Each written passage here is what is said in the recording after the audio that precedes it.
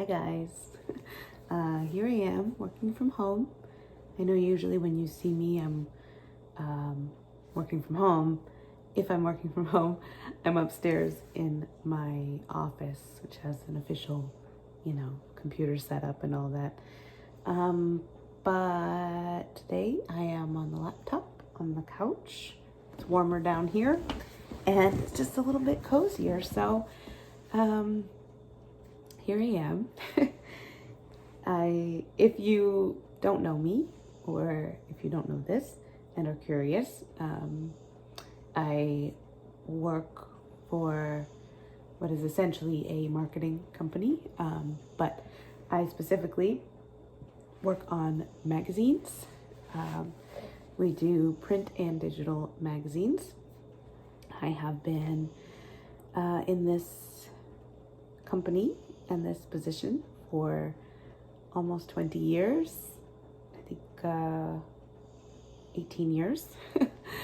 So yeah, I really love it. But what I'm doing today is, to make a magazine, you have to make what they call a roadmap or a map. And it's literally just like a map of all of the pages of the magazine so that you know what order they go in, right? Pretty simple. But we have 36 different editions of the magazine. Excuse me. So it's a lot of work to put all the pages together, make them all make sense. And I'm almost done, like a first draft of all of the maps. And what I'm doing is putting page numbers on all of the articles. So then we know what page they're on, then we can put the page number into the document, and then we can start creating the files that are going to the presses to be printed. So yeah, it's fun stuff. So I also I do all of the actual work on the articles as well. So I design them and make edits and all that stuff. I have a lovely team in my department. So we have like editors and designers, and everybody kind of does everything, and except for the maps, which are just me. And actually Joel, my boyfriend, wrote me a program specific to my company, to my job here, and it helps me make the maps. So very cool and very free, which is real nice. So that's what I'm doing while I talk to you.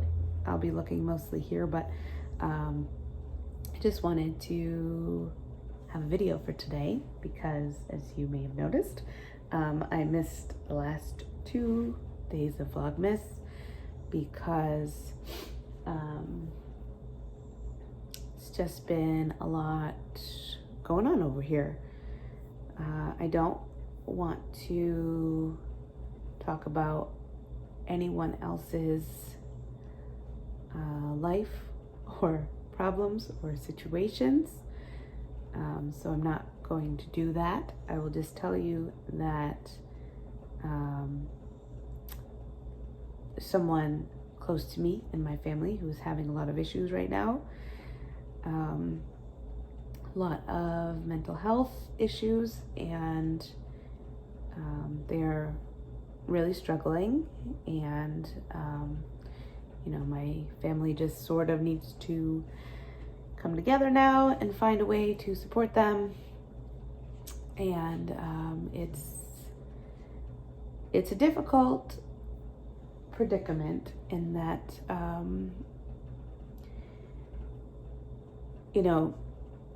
with mental health stuff,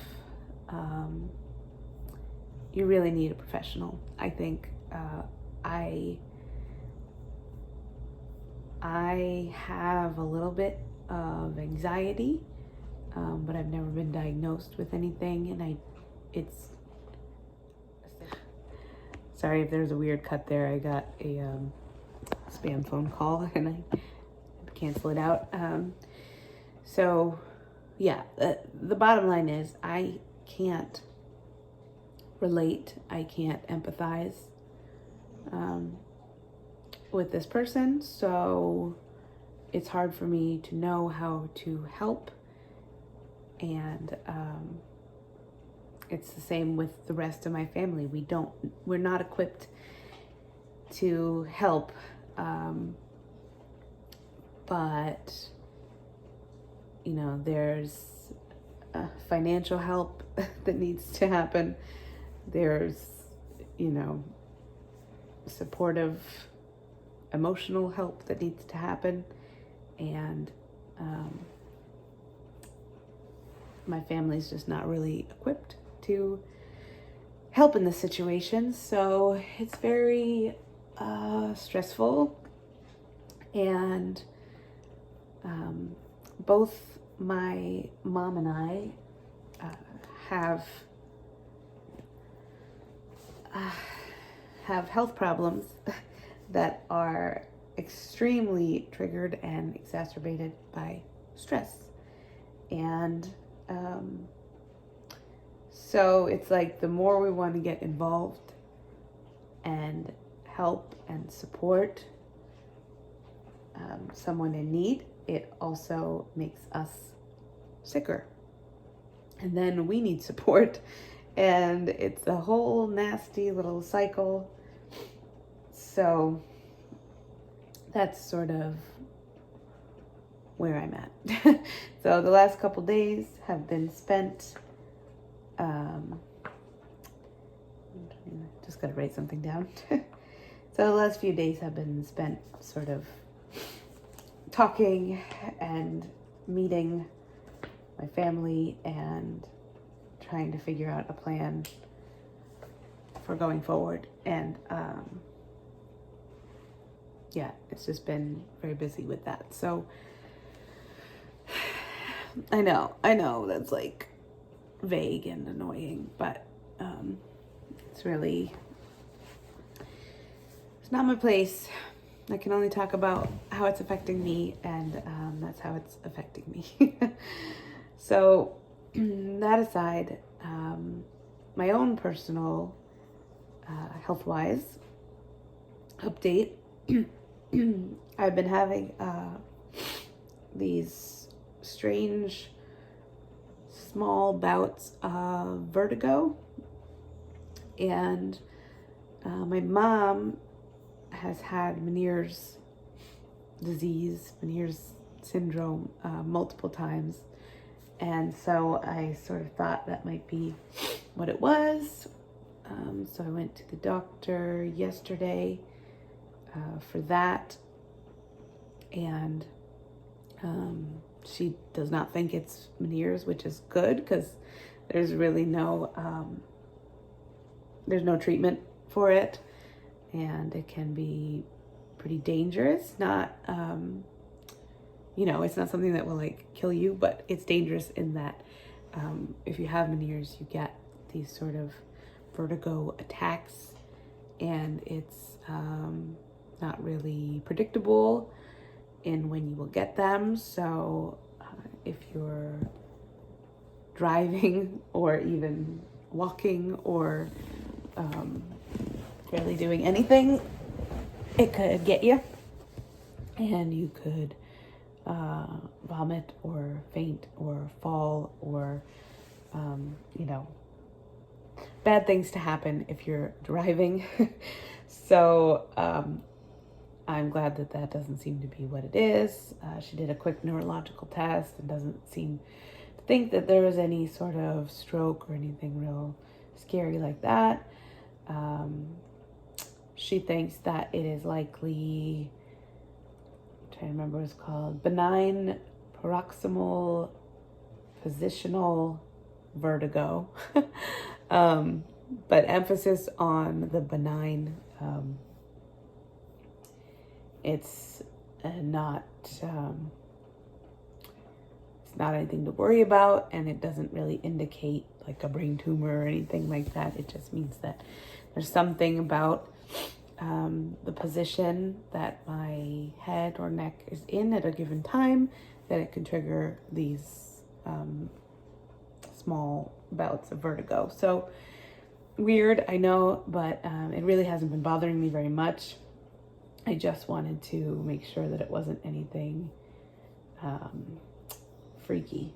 So just getting a message, work message, so I'm going to pause here for a second. Okay, I'm back. So that was fine in my doctor's appointment, but I also brought up that after my day spent at the casino, sorry, getting funny messages from work. After my day at the casino, at the concert, which was wonderful, you know, I walked and stood for a lot more time than I normally do. So when I went to bed Saturday night after the concert and everything, my right leg was really swollen, like my ankle and my calf really swollen. And then in the morning, it was still swollen, but I had also developed like a very itchy rash over the calf. And I wasn't super concerned because this has sort of happened before, and it has something to do with the medication that I take for Raynaud's phenomenon. It's a medication that's also used for blood pressure because it helps to expand your blood vessels, and with Raynaud's, my blood vessels constrict to the point of closing. So this medication helps open them up. Anyway, one of the side effects can be swelling, like in the ankles and legs. So I wasn't too nervous, but it also was out of the ordinary that I would do that much standing and walking in one day. So, you know, it could also indicate something like, you know, like a blood clot or something like that. So then I had watched Amberlyn Reed's video about her diagnosis recently, and that she had cellulitis, and I didn't really know what that was, and I had to look it up. So then, of course, I was concerned that I had cellulitis because my leg was swollen and hot and had this rash. You know, Dr. Google is a dangerous thing.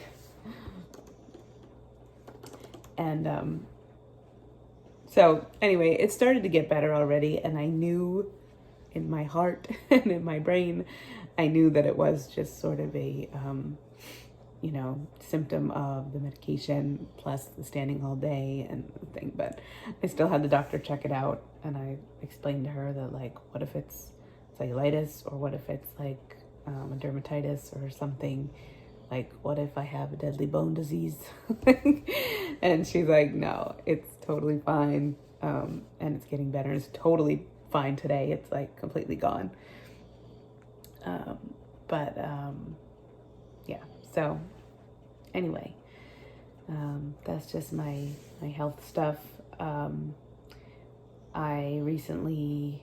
get my eyes checked every few months because one of the medications that I'm on can do some damage to your retinas. And so we have to keep an eye on that very closely. And the last time I went, she said that it's nothing concerning, but that she did see my retinas starting to change. So we are going to try and wean off of that medication.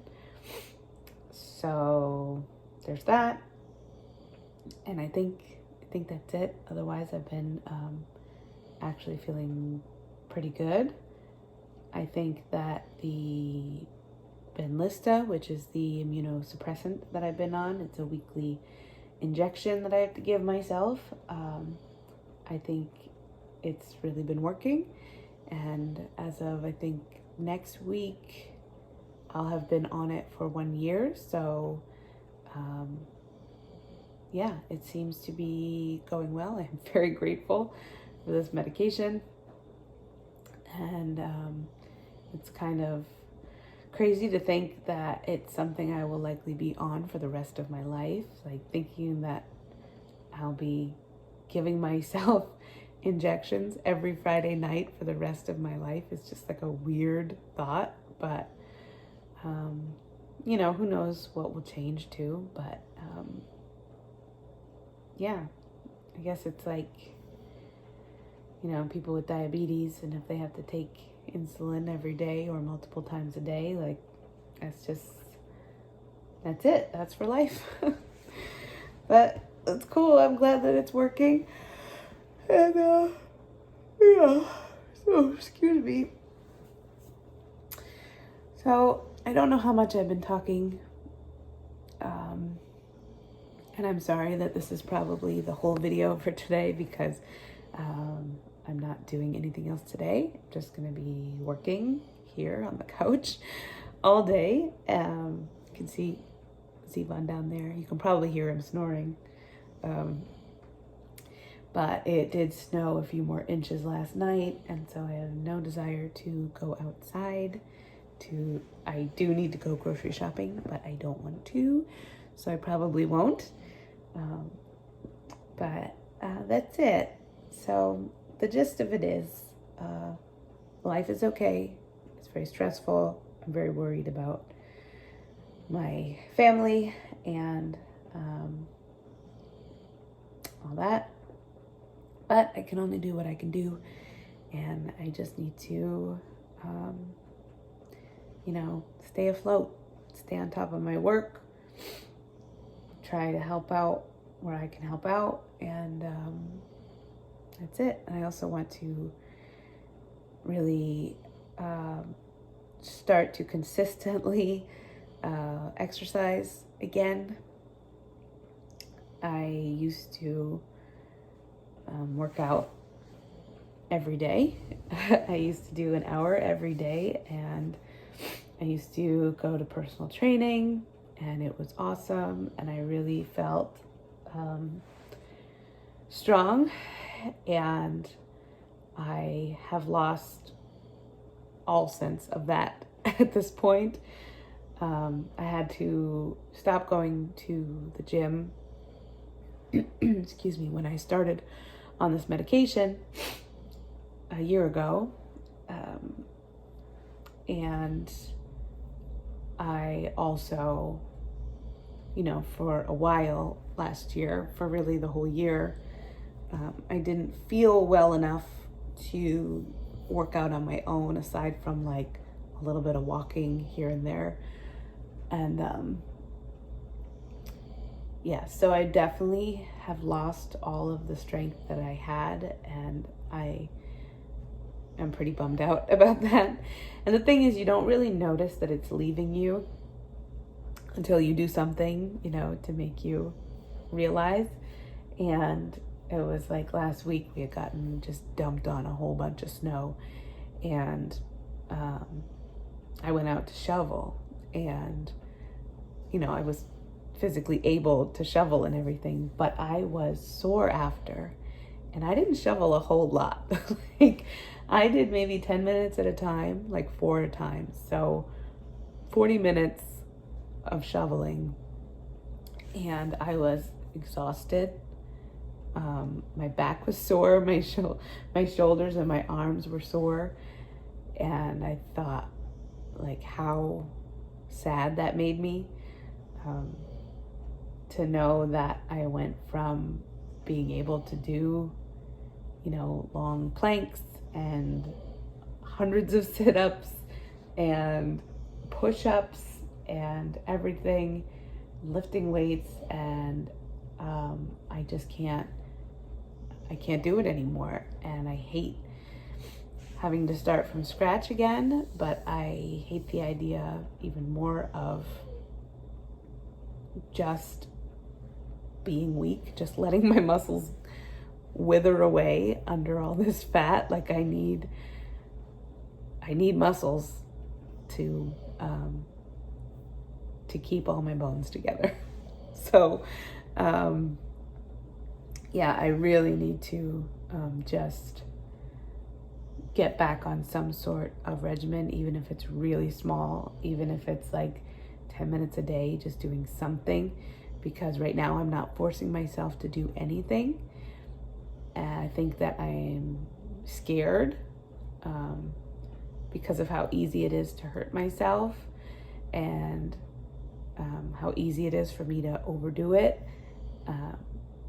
And so it's like I'm letting that fear prevent me from doing anything at all, and that's even worse.